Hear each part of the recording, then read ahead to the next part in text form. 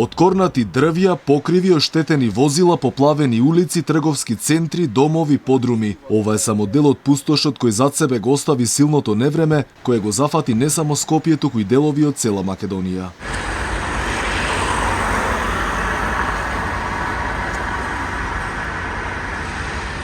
Побурната ноќ поради силното невреме кое го зафати Скопје, од изутринава состојбата е стабилизирана, а службите работат на отстранување на последиците кои ги предизвикаа поројните дождови и силниот ветер.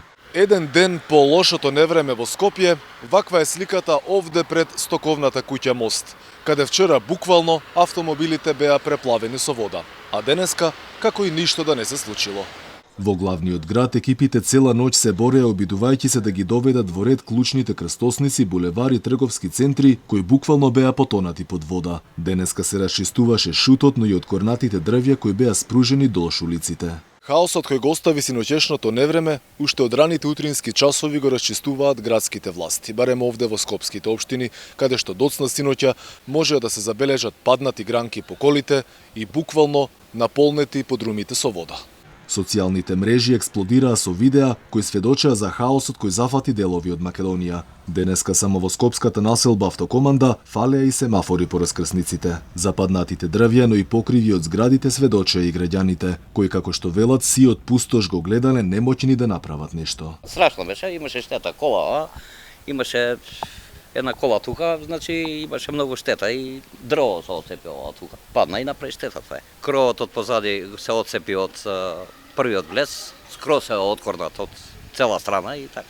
Езеро беше позади зграда, напред не излегов да видам какво е. Граѓаните сведочат дека сликата била страотна, дури сметаа дека климатските промени се поопасни од ковидот. Тоа беше за секунда, не знам што леташе нагоре, надоле, многу лошо, стварно многу лошо беше времето.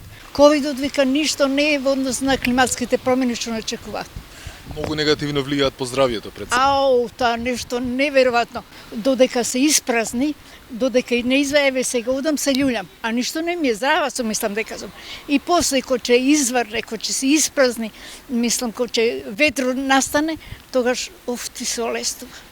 Центарот за управување со кризи соопшти дека примиле 180 пријави од граѓани кои во најголем дел се жалеле на поплавени простории од објекти, паднати дрвја, оштетени возила, но и срушени кровни конструкции.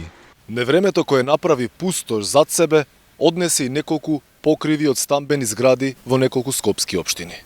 Според СУК, откорнати се повеќе од 30 дрвја и оштетени се нешто повеќе од 20 возила. Градоначелничката на Скопје Даниела Арсовска уште синоќа преку социјалните мрежи соопшти дека ги мобилизирала сите екипи и дека противпожарната бригада успеала да спаси нешто повеќе од 20 лица од поплавите. Градските служби денеска веднаш интервенирале за расчистување на паднатите дрвја на речиси сите поголеми булевари во градот.